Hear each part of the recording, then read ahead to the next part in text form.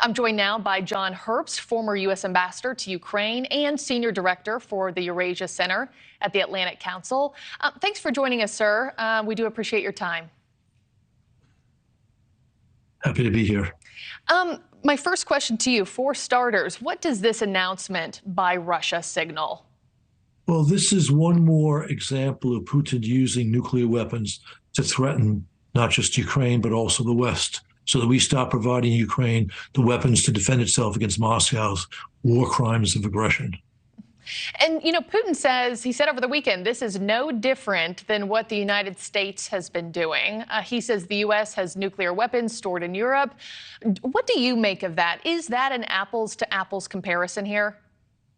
Well, we've long had nuclear weapons in Europe, first to face off against possible Soviet aggression, and then to face off against possible Russian aggression. So this has been there for a long period of time. And just knowing this now, how would having these weapons at the ready in Belarus, how would that help Moscow, and how will it impact Belarus? Putin is playing a complex and partly successful psychological game.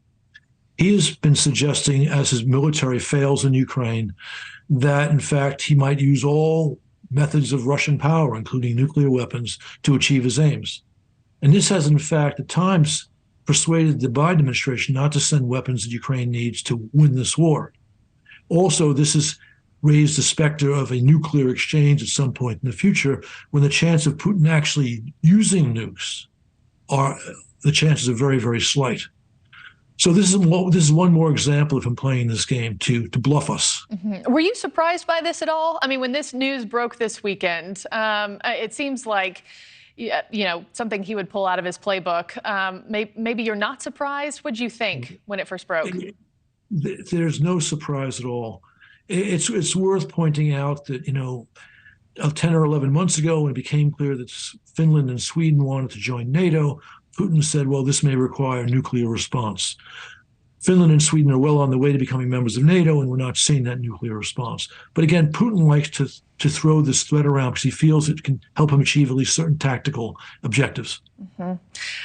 And speaking of a response, how should the United States respond to this news? How should NATO respond to it? And is it time for an emergency meeting of the UN Security Council, in your eyes? Well, I think a meeting of the UN Security Council to discuss Moscow's aggressive foreign policy is wholly warranted. I think the United States should just yawn at this supposed threat, because again, now it would treat it with the contempt that it deserves.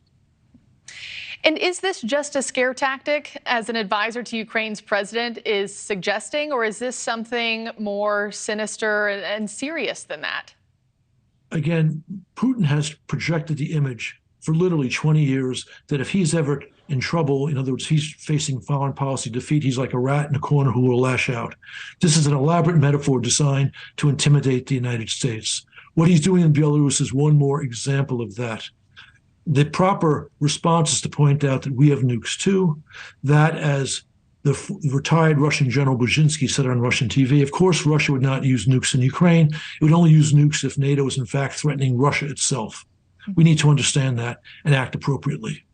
And Ambassador, one more question for you. I mean, I know you don't have a crystal ball, but how much longer do we see this invasion happen? I mean, is it years before we see Putin back down from this, or what say you on timeline? It all depends upon Western and especially American policy.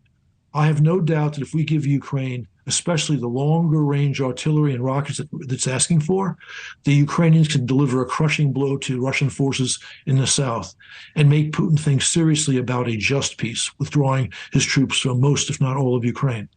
But right now, Putin's aim is still to control politically Ukraine, and he thinks he can outlast the West.